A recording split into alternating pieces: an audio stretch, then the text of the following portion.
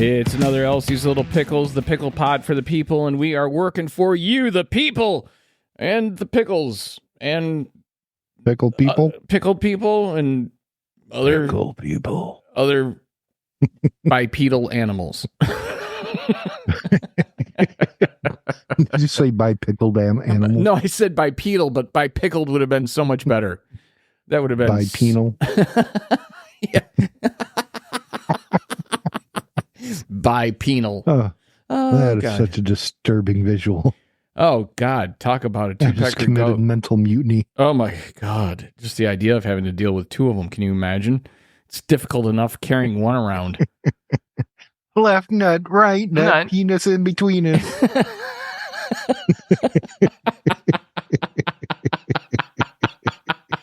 Oh, it's going to be one of those fucking pods. I can feel it already. Most definitely. Oh, you know why?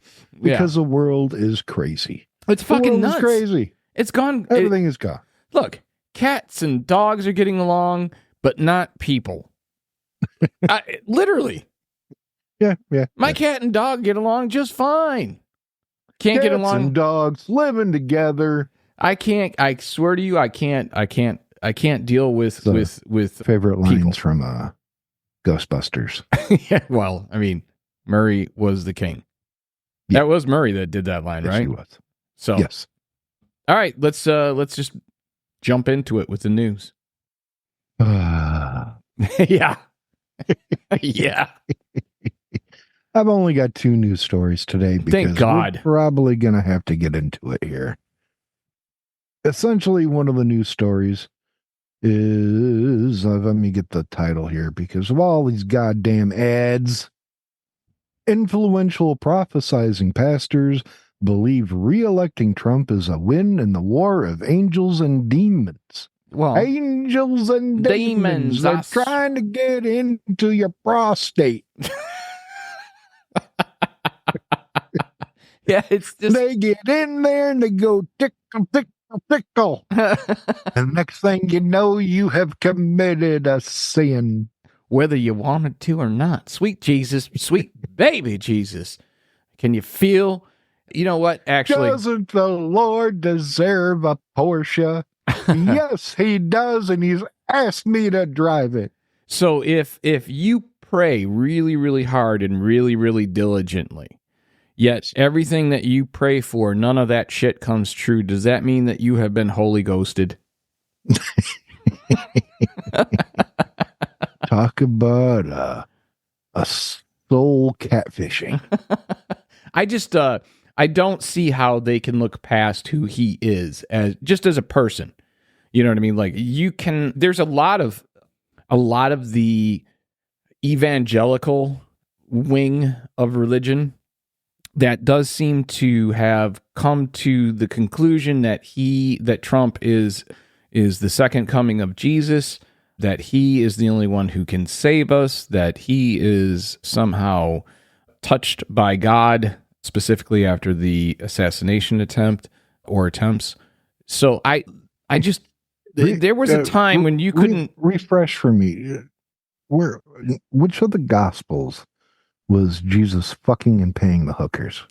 You know what? I think that was in. Oh wait, no, it wasn't. It just wasn't there. Sure? Yeah, I'm pretty sure. I've read it twice. It wasn't the Gospel according to W. Does Dallas? No. It could have been the world according to Garp, but it's not. It's not in the Bible. It's not the Gospel of Peter, the pumpkin eater who had a wife but kept beating it. No. Still not there. I'm surprised that we haven't seen this week after the revelation. Why is it called the Gospel? They didn't leave in the Gospel of John. Was John just, a John? Yeah. John was just pimping. He was just out there pimping his ass off. So there has to be some confusion, I would think, within the evangelical party or voting bloc. There's got to be some confusion as far as like, okay, wait a minute, let me get this straight. All those things that you were telling us not to do, this guy did, and now you're saying it's okay because he's got our back.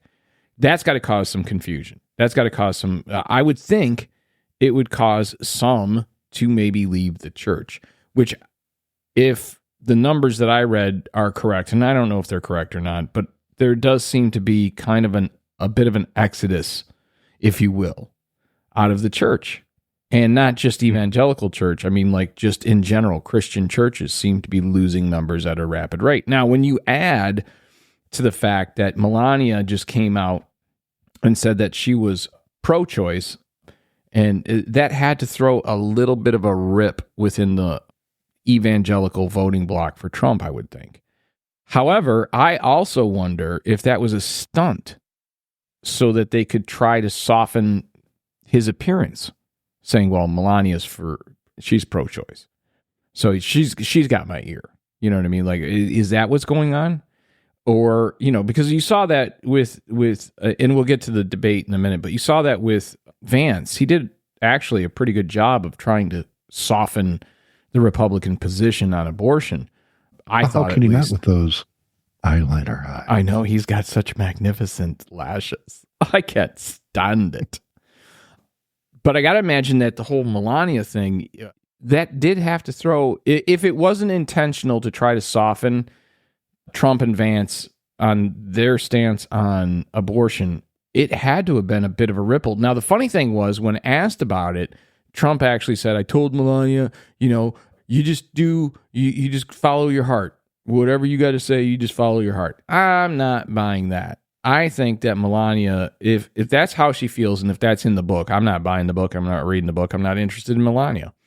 And I'm not interested in putting money in her pocket, much less any other Trump's pocket. But I got to imagine that if that was the position that she took and it was meant to be used as a political tool, they would have had to have been thinking about this for quite some time, because it takes a while to get a book into the stores. I mean, so like, I don't know. I'm on the fence. I mean, maybe she is pro-choice.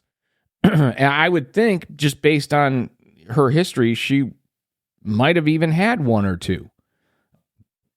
And I'm not judging her for that by any stretch of the imagination. I'm not judging her for that. If my view on abortion is every woman should have at least one. And the reason is because, yeah, it's your choice. You're the gatekeepers. You know what I mean? Like, if you fuck somebody, that if they had children, they would have demon spawn. And maybe you're the only thing preventing that little bastard from entering the world, and you know that, and you just had one too many margaritas and made a bad decision because he had those great lashes like JD Vance. You think with Melania's book, there's a chance that Trump is looking up his, user product warranty on his wife? Oh yeah, I'm sure. I'm absolutely sure. It's Ship her back. Like, I think he's at the point where he's old enough to not want to go through another divorce. Okay, but I don't think, like, I just don't picture him coming home from an event, or they get done having dinner at Mar-a-Lago, they go back to their quarters at Mar-a-Lago. I don't picture him like, tearing off the tie and the suit jacket and undoing a couple buttons and sitting on the couch, and Melania like throwing herself onto the couch and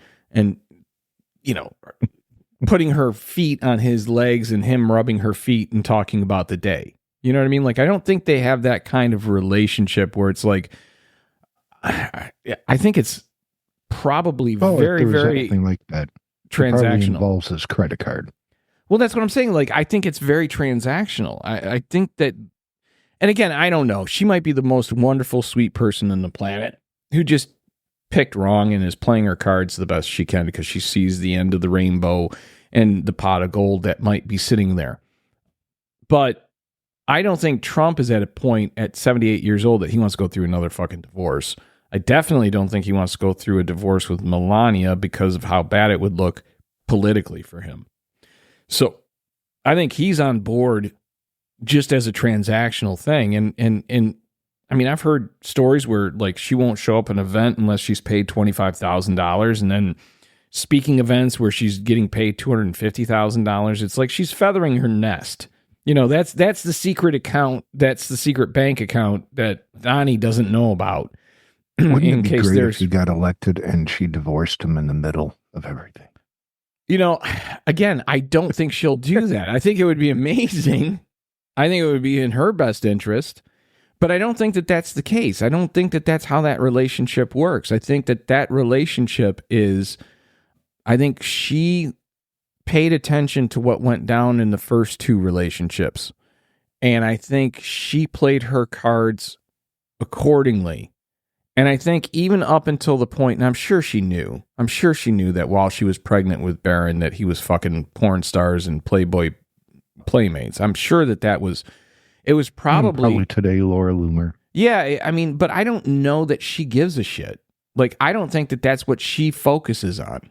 Like, I really don't. I think that what she's looking at is, I have planted my flag in a way that is going to pay off huge for me.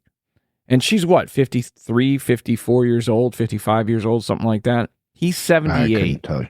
He's 78, and he's been eating Big Macs and fucking fast food their entire relationship. She knows that it can't be long. I think she's probably surprised he's lasted this long. But, I mean, he's 78. What's she got to do? Put another couple of years in? Even if it's another decade, another 10 years, right, that she puts in on her little prison sentence, she's definitely going to do well. Not great maybe, but well. And unless... You want to take her place? What's that? I said, do you want to take her no, place? I don't think anyone wants to have that position. I think that there was a time that it might have been a good position, but I definitely think that in the last 10 years, and I would go even further, I would say ever since Barron was born, or she was pregnant with Barron, I would say that she was done with him because she needed that anchor baby. The Republicans are always talking about anchor babies. Barron is a fucking anchor baby.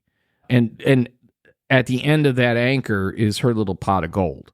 That's honestly how I think that relationship works. Now, obviously I'm not I'm not a fly on the wall. I'm not witnessing it. I'm just what I see and what I hear from her in interviews and stuff like that. It doesn't even sound sincere. It's like she's not even trying to act like she likes him. She says the words, but there's no emotion. So either she's a soulless beast, which is possible. I mean, she's got the snake eyes, so who knows? But I think in general, I think that I just don't picture Donald Trump saying, follow your heart and meaning it, because he's so transactional on everything. Like, he had to be thinking, how will I use this to my benefit? Don't you? That's all he thinks about. Honestly, I think that that's all he thinks about is how do I use this to my benefit? And you know what? Good on you. If that's how you want to live your life, if you can sleep at night living that way, knowing that you're fucking people over, knowing that you're manipulating people, knowing that you're willing to say whatever it takes to get you to the next yes, okay, well, good for you. Not the kind of person I want to call a friend or president. Well, in other news, Elon Musk is claiming that FEMA is blockading him from delivering Starlink to people who need it in North Carolina. All right, so I'm a little confused on this story because the way I interpreted the story that I read regarding that was that he didn't get the contract he wanted from FEMA.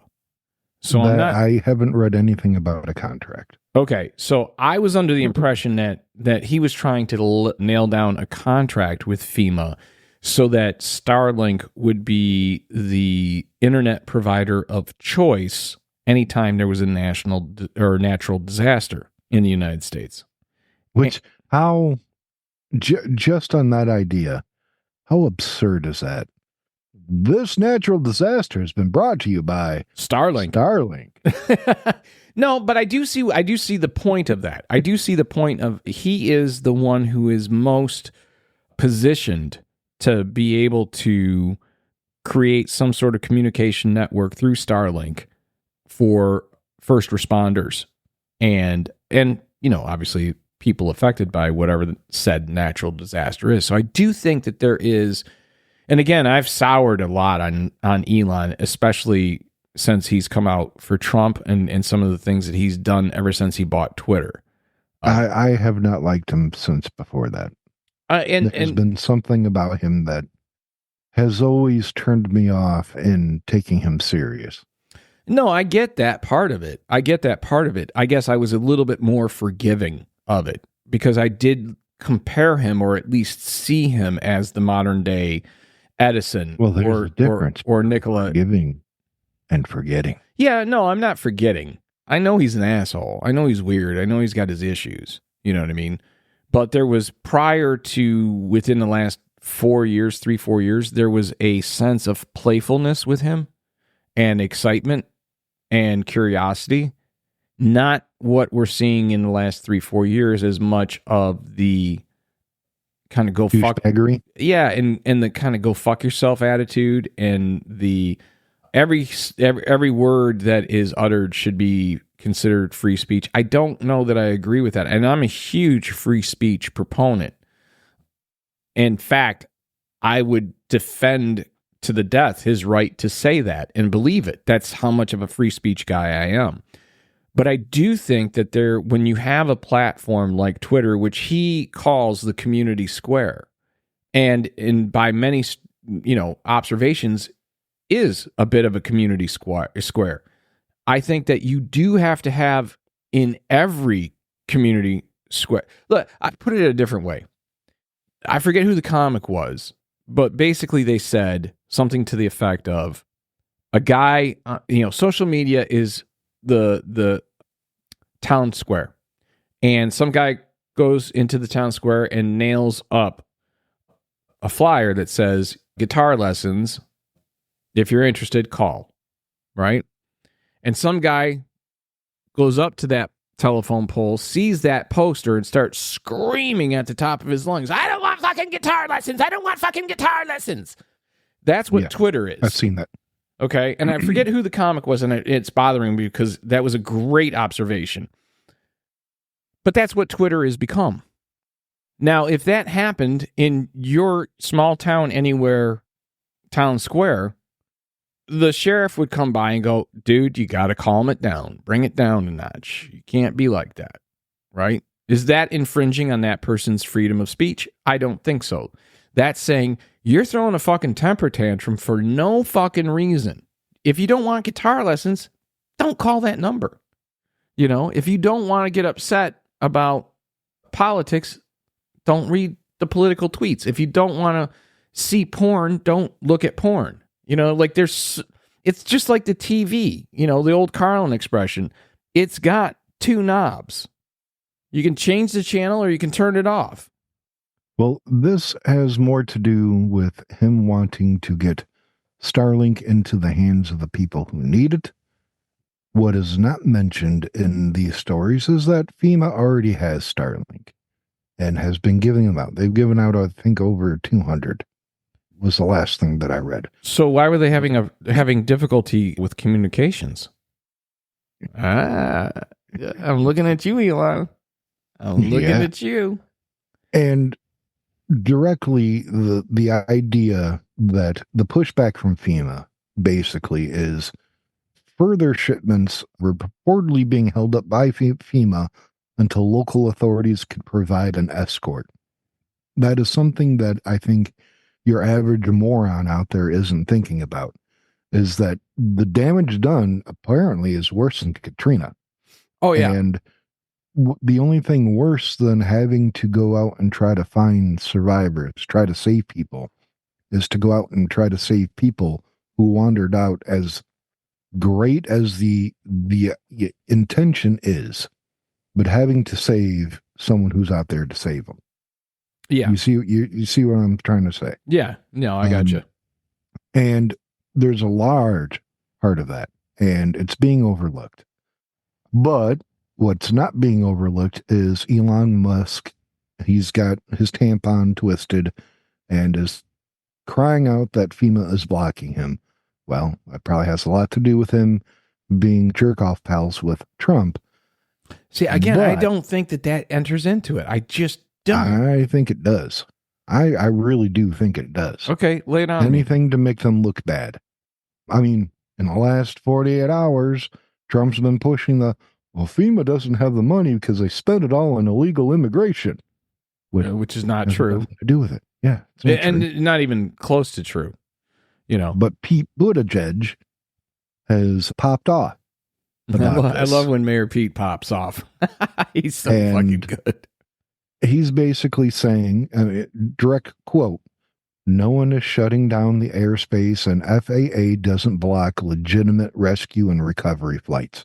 If you're encountering a problem, give me a call," as a message to Elon. You want to get these out, give me a call. Mm-hmm. Don't just send random people out there because we're probably going to end up having to save them, basically. Right. And that's something that your average Joe Bob, Jim Henry Bob is not thinking about. Yeah, there's not much. Yeah, there's not much thought when it comes to logistics. Okay. Yeah. And there's not much thought for the general public, specifically the MAGA social media trolls. They're just looking for a reason to point a finger and try to gain a point for Trump. And that's the problem with our fucking country. I mean, now, there. There are reports that Ivanka Trump has arrived in North Carolina and is helping with her organization or something, a couple of organizations to make food for people. And she showed up with like 200 starlings and FEMA took them. They were upset because they wanted to hand them out to people. And, if you put 2% into thinking about it, the people who need these are in inaccessible areas. Correct. In the mountains. Right. They're not coming down so easily to grab a meal and a Starlink. They're trying to reach these people by horses and donkeys, like old school. Yeah, they have no choice. Yeah, they can't even use the ATVs or anything off-road vehicle. Yeah, they can't even use ATVs because the shit is so bad. You got to use some sort of four-legged animal like a horse or a donkey in order to get to those places. And that's the thing is how do they expect to get starlings to these people? You give them to an expert who can get through stuff, not fucking Ivanka Trump. No. I know her heart's probably in the right place. Maybe. I don't know. I have a hard time thinking anything positive with anyone with the name Trump.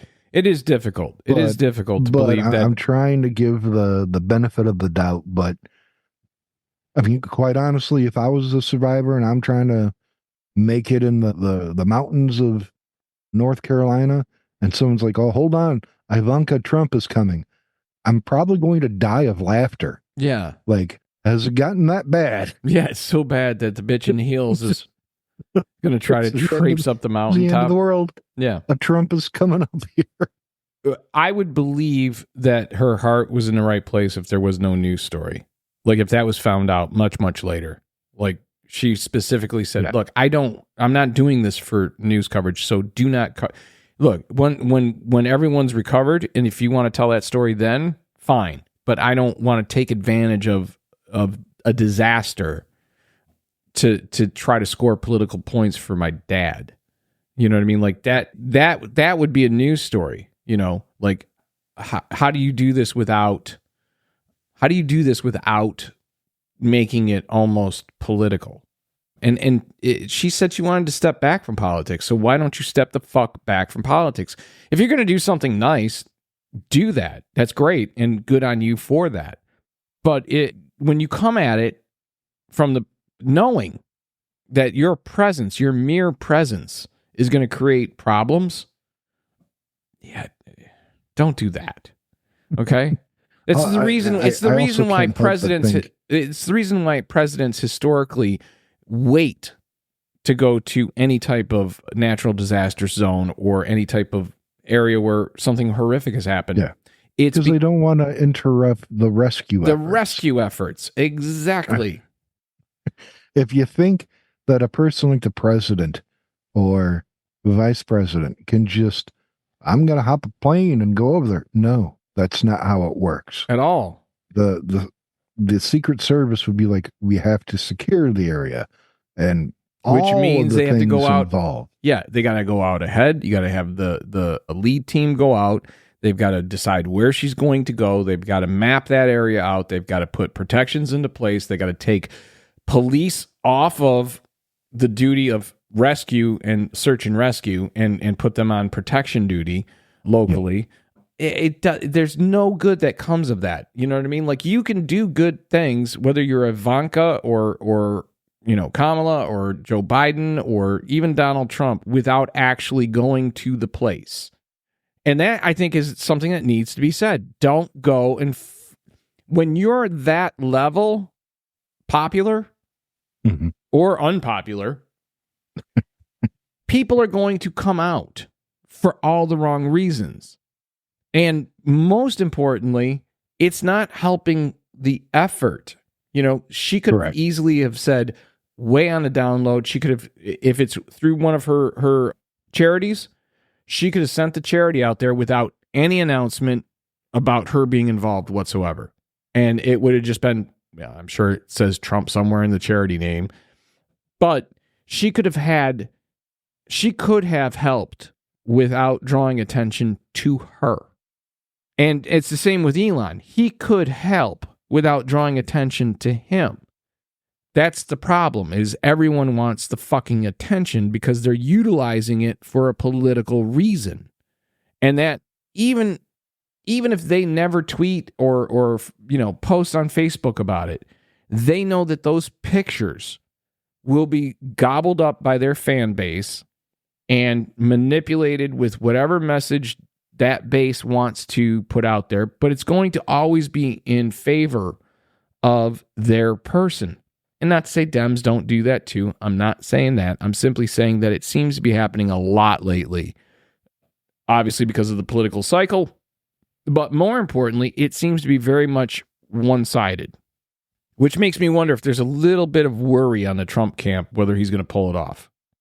I don't know. All the polls are showing that that Kamala is within the margin of error, but not necessarily beyond that. So it doesn't mean that she's going to win based on the polling. And they typically underestimated Trump, but now I'm wondering if they're overestimating him, trying to correct mistakes of their past in polling to get their polling company a little bit more credibility. You know what I'm saying?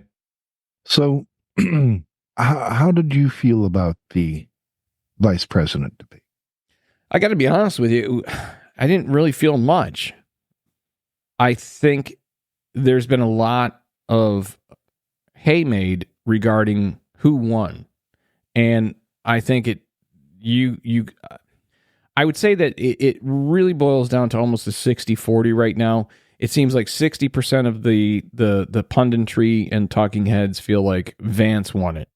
And it may even be a little bit more, maybe 70-30, but it's definitely in between that area, calling Vance the winner in that.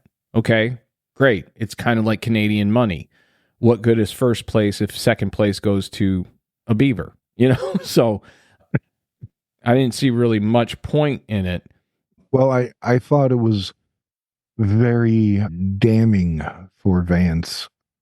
Basically cried out, "Why are you fact-checking me? We agreed to no fact-checking." Right. Basically saying, "Why aren't you letting me get away with lying?"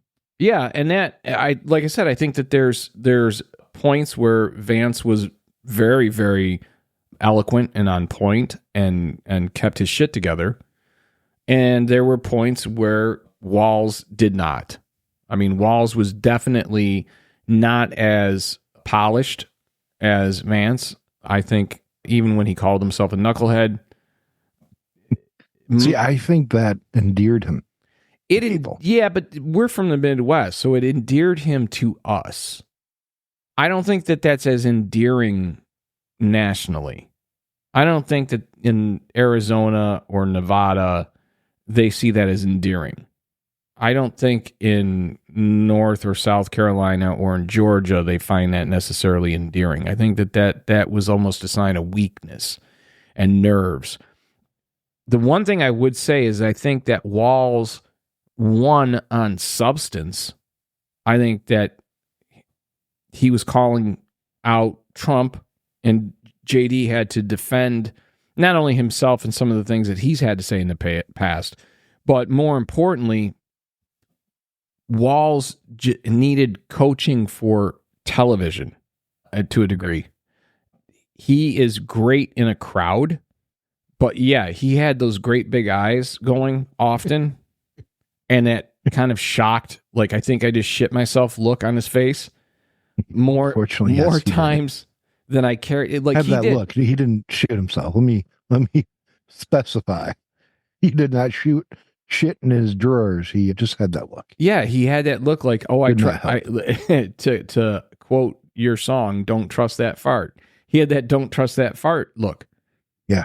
And I'm not sure if I farted or if I just shat. Yeah. So there was a lot of unnecessary facial movements and unnecessary faces made. Now, does that bode poorly for him? A little. But if we're comparing that to Trump and the faces he's made during debates, it probably doesn't mean shit. Like, if we're comparing apples to apples on that one, I don't know that it matters. JD ran away from the question of whether or not Trump won the 2020 election. And I think he did that because he knew that he had an audience of one, and he knew he'd have to answer for that after the debate at some point. Daddy gonna be mad. He didn't want to make Daddy mad. And I think that like, he knows his place. You know, his place is to make Trump sound smarter than he is, and to make those policies that are being put out there sound more palatable than they are. And he's really good at that. He's got the X factor when it comes to public speaking, at least in a debate setting. I don't know. I don't think he's as good in a rally setting. I don't know if you would agree with that or not. I've watched him in a couple of rallies, and I think he's kind of eating shit. But in a debate setting, that's where his comfort zone is. That's where his happy place is. And he's able to keep calm and keep his face from giving away what he's thinking. Like, it's almost like the soul left his body before the cameras went live. And he was able to keep it that calm where it was almost, oh God, I hate to say it, but it was almost like I said, like puppetry in a way, because he almost had no expression through the vast majority of that debate. And some people find that to be the sign of somebody who's calm and collected and going to be a good leader. I don't know. No, I don't know with him. As someone who has rehearsed in front of a mirror how to properly tell a lie without looking like you're lying. I think you might actually be more correct on that than me, is that there was definitely I mean, did he tell some lies? He told some doozies. He did. He told some doozies. But does that move the needle? You know what I mean? Like, does that move the needle for good or for bad for Trump and Vance? I don't think so. Just like I don't think it moved the needle for Harris and Walz. I don't think that, even under the circumstances that we're in right now with this election being so unique and unusual historically, I just don't think that that's moving the needle. I think that these guys are meant, and that was the other thing that was interesting. VPs are meant to be the president's pit bull in a way. Yeah. And go out and attack. And this was the most civil debate I think I've ever seen. And they're very complementary to each other. Yeah, and I'm a political junkie going back to Clinton. All right, so going back to the Clinton 92 debates, 91, 92, back to that era. So I've watched a ton of debates, and I've been fascinated with debating for a very long time, and I just was amazed at how civil they were to each other. They were really willing to give each other credit for being a decent person, like and wanting to solve the problem. And if it were my choice, forget how much I dislike Vance in that particular setting. I didn't hate him. And I think that that's ultimately what they were trying to do, is create a circumstance where they go, well, we know you don't like him because of how low his numbers are. But after this, hopefully you won't hate him. And I think that they succeeded in that. So in that sense, I got to give Vance the win. Now, you had said something to me earlier where you said you almost want to throw away the top of the ticket and just have these two hash out how to fix shit. Yeah. And I don't think that you're too far off. You know what I mean on that? I think that the two clowns, I'm going to say that because in the sense that they were basically hitting each other over the head with inflatable hammers, trying to make each other look bad.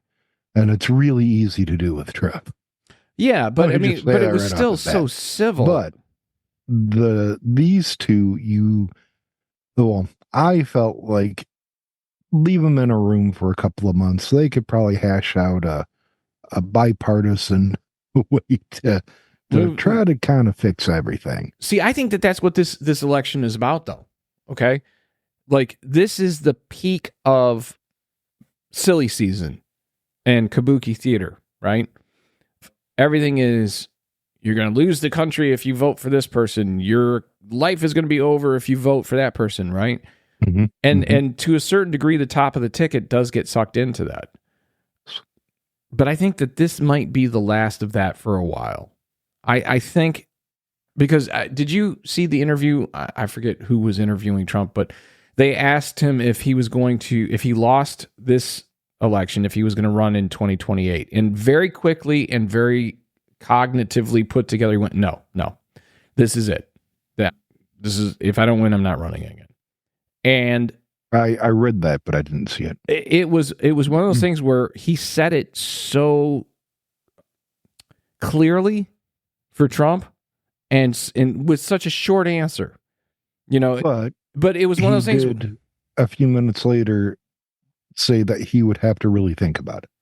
You know what, though? I think his first answer was the real answer. I think the second one was, I need to make my base feel like I'm always going to be there for them. I really don't. I think that it was, when he first answered it, it was as if he was being asked, would you like pepper? No, I don't want pepper. Would you like a Big Mac? Yes, I would like a Big Mac, but not with pepper. Like it was that. It was one of those things where it's like, no, clearly this is a dismissive decision. You've already thought this through. There's no point in beating a dead horse. This is it. 12 years of running for president and 4 years of being president. I think that's good. Or 8 years of running for president. Well, no, it would be what? Yeah, it would be 8-9 years of running for president. But like I said, I mean, at the end, I think he gets it. Like, if I can't pull it off this time, yeah, I'm not pulling it off. Well, nothing says I am for the everyman than owning a gold toilet. Yeah, well, and that's where he'll sit, until they lock him up. I think really the reason why he's running more than anything, it has more to do with not just his ego, which I think that's a very large driving factor, is he couldn't believe he got beaten. He was going to run again regardless. Like, he filed to run in 2020, 2 months after he was elected in 2016. So he knew he was going to run again. No. And I get that. It was his first term. He was planning for a second term. I don't hold any ill will towards that. But I think that this time, I think he realizes, this is, I can only lose so much before they realize I've lost. And I can only run this dog and pony show of it's rigged for so long. And really, at 78, why would you want to? Why wouldn't you, with his money and all that? I mean, aside from the fact that it could potentially keep him out of jail. And I think that's a big thing hanging over him, is that I think he's running so hard right now because that's the only way to prevent the federal cases against him. He knows he's not getting out of these other cases, but he also knows that with enough lawyering, he can push him off, and probably prevent him from having to write a check to anyone until after he's dead, if then. I think he knows that he can fight state cases pretty effectively. I think he's done that long enough and hard enough throughout his life. He knows how to delay, and then, find the one little thing that gets him off because of, procedure or whatever. But I do think that I would ask our listeners, aren't you tired of it? Hasn't it been enough? Yes. I mean, like, how much it's poor me, but I'm the strongest one for you. Like, if he can't win for himself, what makes you think he's going to win for you? You know what I mean? Like, I find it difficult. I find it difficult to believe that people aren't just exhausted with his rhetoric, not to mention the Republican Party rhetoric. So I think for me, one of the things that, when I say exhausted with the rhetoric, exhausted with the division and tribalism, is the idea that we all have lost family members and friends because of the political environment since Trump entered the game. Like, I don't ever remember, I'm sure that it happened, all along, like, people, oh, you support Reagan or you support Clinton, and they didn't like it. But man, I mean, like, the total loss of lifelong friends and family members that you just can't even talk to anymore. And then on top of it, the merchandising of it, I think, has got us to the point where you see somebody with a MAGA hat, and if you're not MAGA, you immediately know that person's a fucking idiot. Or at least you assume so, right? Usually the assumption is correct. A lot of times. But the division in families is very, kind of heartbreaking. We all have different opinions, and whatever. This election is not going to last forever. You hope no matter who gets elected that there is no violence. But the animosity within families, I mean, you'll see people treating people horribly or reacting violently sometimes. What Steve doesn't know is that I've replaced his regular coffee with Folgers instant coffee with flavor crystals. Let's see if that affects him. What the fuck is this? You piece of shit. I disown you as my brother.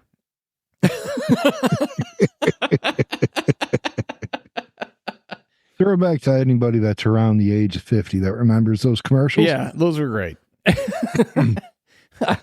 No, I don't know. Like, again, that's you being more of the teddy bear, I think. For me, I can't look past it. I really can't. I try. I'm right there with you. There is that feeling when you look at somebody and you're like, I thought I knew you. Yeah. Yeah. Yeah. There really is. I didn't know that you were a closet fascist. Exactly.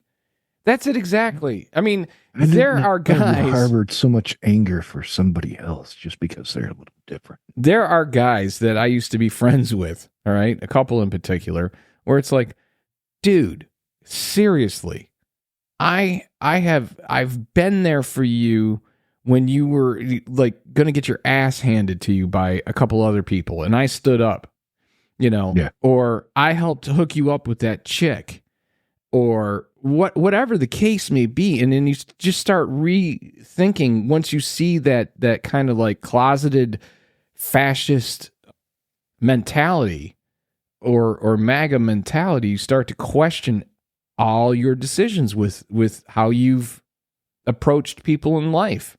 And maybe if I had to let them get pounded in the head a few times, well, that's what changed something. You wonder if, like, am I a bad judge of character? Because clearly I didn't see that coming. And, with family members, you're stuck because they're family. But, by the same token, there are a lot of family members I do not and will not have future contact with. And it's at one point, I'm sure we will. I'm sure a lot of these relationships in the course of time will be mended in one form or another, but they're not going to happen without an acknowledgement. You know what I mean? Like that other person has to acknowledge, yeah, no, I was wrong on that one. I mean, I'm happy to admit when I'm wrong on anything, but this is Trump is a fucking disease. To do that. They don't like to do that. They don't. No one does. Well, no one does. It's the thing that I keep seeing recently over the last month is the whole, oh yeah, you're going to take the word of Taylor Swift, who's made an entire career out of writing about her bad decisions. Well, you'd probably do the same thing too if you had talent and the brains to do it when, you kept choosing the wrong people in life. Exactly. But I do feel like at some point, these people, no matter how just devoted for whatever reason they are to Trump, there's got to be a point where even they go, okay, look, he's lost twice in a row. He's lost, he lost the Senate. He lost the fucking House. He lost this. He lost that. He lost the fucking White House. He lost. And every time he keeps saying the same fucking thing. Oh, they're out to get me. Well, maybe it's not they're out to get you. Maybe you're just wrong. Like maybe you need to look in the mirror for a minute. Like I got to imagine no matter how stupid or devoted or enamored or whatever other word you want to use for these real hardcore Trump fans, there's got to come a point where even people chose to fire you. Yeah. there's got to be a point where the most devoted Trump fan just gets exhausted hearing the same rhetoric. And for whatever reason that may be, it could be any number of reasons that they finally have had enough and they're like, I'm just not listening. I'm not excited for that. No, I'm not going to the rally. I know it's only 20 minutes from the house. I've heard it. I've seen it. It's kind of like going to the same Renaissance festival, right? Year after year after year. You know what you're going to get. And it's not going to be that different from the previous year. And you can do that for a number of years before you finally go, you know what? I think I'm going to keep the fucking admission fee. And that turkey leg isn't that important to me.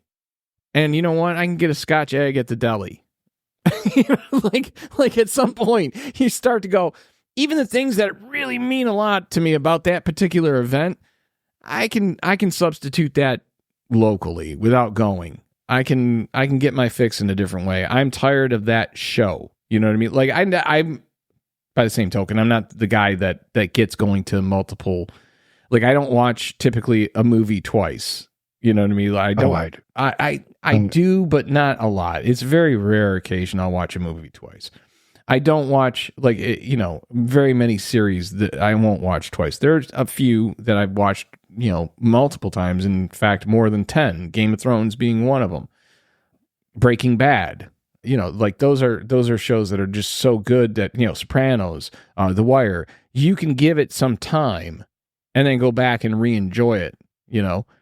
Trump's not that, and he's not giving any time. He's just continuously pushing on and on and on relentlessly with the same fucking tired show. Like how many times doing stand-up for almost 30 years, right? Every week you typically have two guys that were different in front of me, right? So a new opener, new MC, and a new feature act. And no matter how great they were, if we had a 6 or 7 show week, I was over their show by the end of the fucking week. Yeah. I've seen it. There's a comment that the great JR, Jim Ross in wrestling, has to say occasionally in his podcast. And I'm going to apply it to this, which is based on wrestlers and their returns and how there's only one way that it actually works, which is, how can we miss you if you never go away? Exactly. And he's never gone away. And I think that that's what he's learning on this go around. I do think that it's starting to come. There's no way that he's not seeing, at least in some venues, and I'm not saying all, but in some venues, he's seeing smaller crowd sizes. So he's got to realize that that shtick is no longer really working, at least the way it did. And I, like I said, I think that I don't even think that this is really going to be an election over policy as much as it is, okay, what do we have to do to get you to go home? I think that that's really what this election has become. It's go fucking home, dude. You never went home. Go away for a minute. Like give us a couple of months without your name in the news cycle. Give us a little bit of peace. Give us a break. Let us miss you. Like if you look at how much I disagreed with George W. Bush by the end of his presidency, and then he went away. And then the next time I saw him, he looked a lot older, but he was a lot friendlier. He was just relaxed. And you know what? Suddenly, even though I knew I disagreed with him on policy, I didn't disagree with him as a human being. Like I could see myself enjoying his company, you know? And then you see him with like Michelle Obama at any event, and he's just so adorable and endearing. Like you just want to forget all the bad stuff. Trump never went away so we could forget the bad stuff. And he's not going away. Like, he's not going away. The only way he's going away is if he loses this election and then gets prosecuted and gets thrown in jail. And he's not going to get thrown in jail. I mean, anyone who thinks that they're going to throw an ex-president in jail for any number of reasons, including the fucking insurrection, don't hold your breath. Don't harsh my buzz, man. No, I'm not saying it's not a dream. One can hope. One can hope. I'm not saying I don't hope. No, I don't think he'll go to jail. But will he get? It would be entertaining. Maybe house arrest at Mar-a-Lago. Oh, that's so troubling for him. You know, as long as he can golf, do you think he's going to give a shit? And house arrest. I mean, how do we define that? Is that Trump Tower? Is that Bedminster? Is that Mar-a-Lago? Is that, I mean, you could replace his Diet Coke with Shasta Diet. Yeah, I mean, like, that they're going to make some level of compromise and consideration because he's an ex-president at this point, So, like, all that other bullshit, I mean, he's going to run that legal system through every possible hoop in order to get as little punishment as possible out of it and lose as much and lose as little money as possible out of it. And you know what I mean? Like, none of that is reality in my book. So I look at the devastation that he's caused in the last 8 years, and I just think, God damn, do you not see this? How do you not see this? How do you see, like, if you're a MAGA supporter, how do you see any of that behavior as behavior of somebody who's coming from a position of strength or power? Whether you're talking the world stage with dictators and or adversaries, whether you're talking allies or adversaries, it doesn't matter. It doesn't fucking matter. He has destroyed families, relationships, friendships, the idea of institutionals, like the institution of this country. He's disrespected with his followers, the Capitol. What will it take? What will it take? I mean, do we have to have that kind of Reagan-Mondale blowout where every state except for maybe one goes to Kamala in order for him to realize, no, people don't want me. And maybe I should go away. I need to go away. But he's like fucking Jason, right? Just every time you turn around, he just fucking, he's Michael Myers. Just keeps coming back. He's Freddy. Keeps coming back. Friday the 13th, part 97. The motherfucker's still alive, even though we killed him in the last 96, right? Like, so I don't know. I have hope that Kamala wins, and again, this isn't even about policy. It's about him as a fucking human being. and the devastation that he's brought across the board.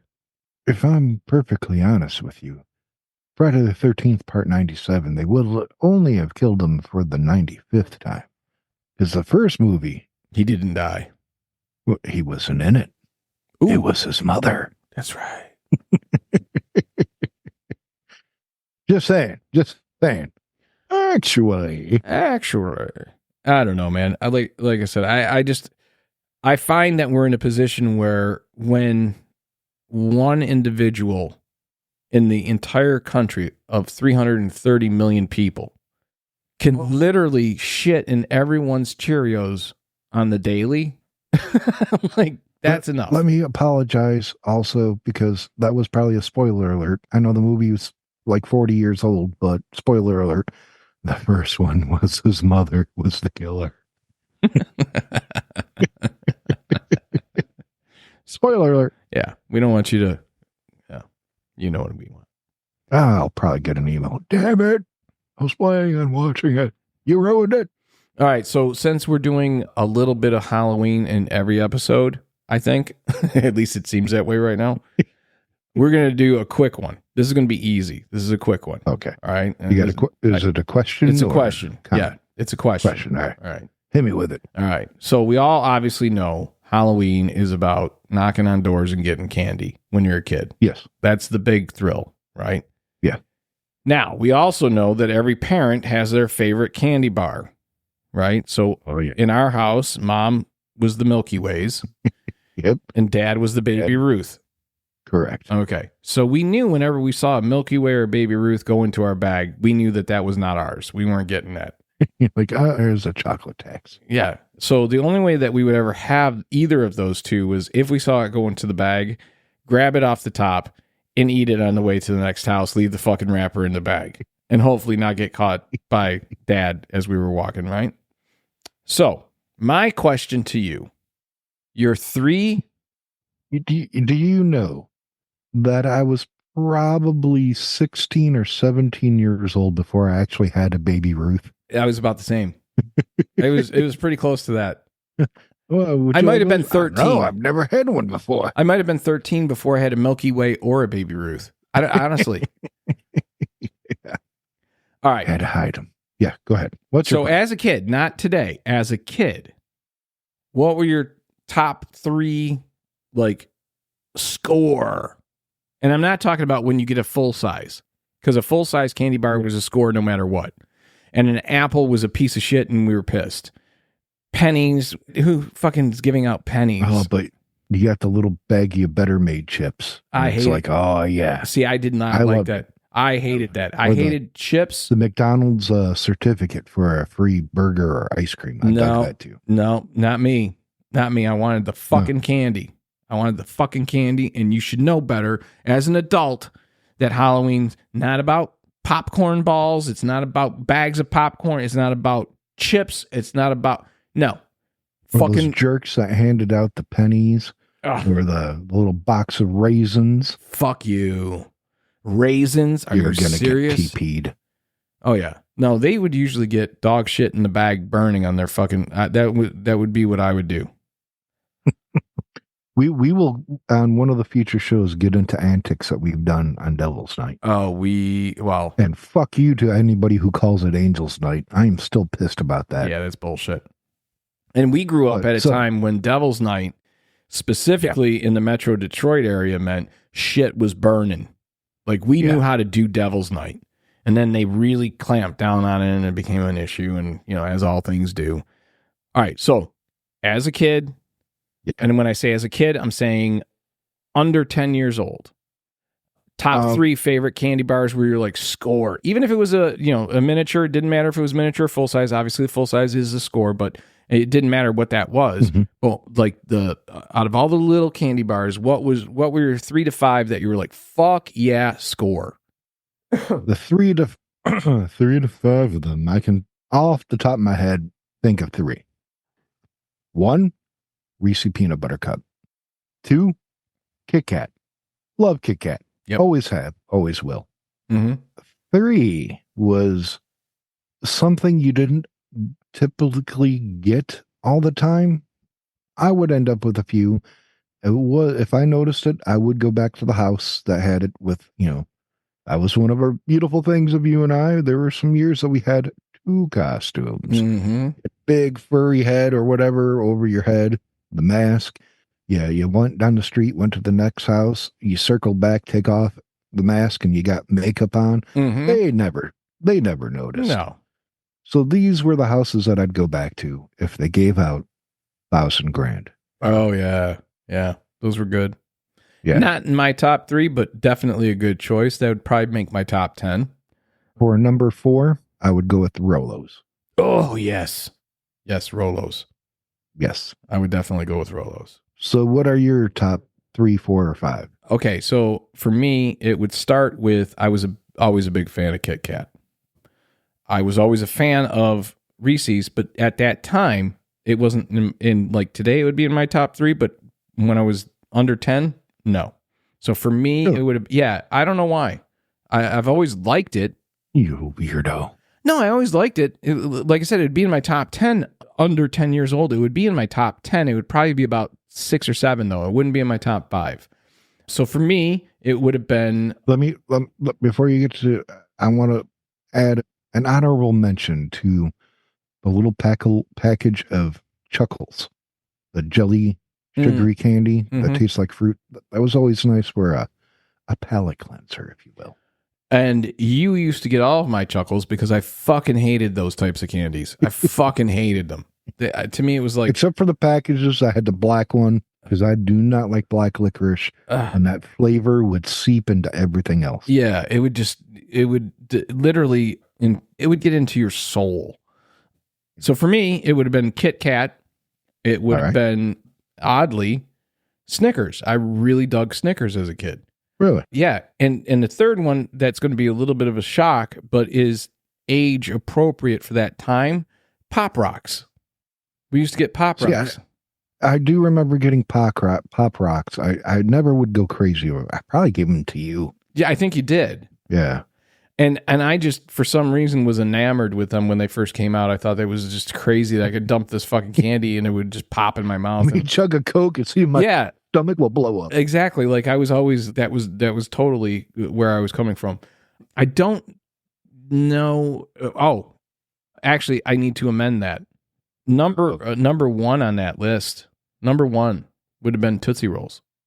Oh, and it didn't matter if it was the midges or the bigger ones, right? Mm-hmm. But what I really liked was the like vanilla ones that would come. Like that was the time of year you could get the flavored different little Tootsies. And I don't even know if they were actually Tootsie Rolls or if they were. No, they were multi-flavored Tootsies. There's somebody in our household that would probably shank a bitch to get a bag of those. Yeah, they were amazing. They love them that much. Yeah. And then Rolo. So it would have been Tootsie Rolls. It would have been Kit Kat. It would have been Rolos, Tootsie Rolls, Pop Rocks, Kit Kat, and Snickers for me. And I think that's a great place to put a pin in it. It's been another Elsie's Little Pickles, bitches.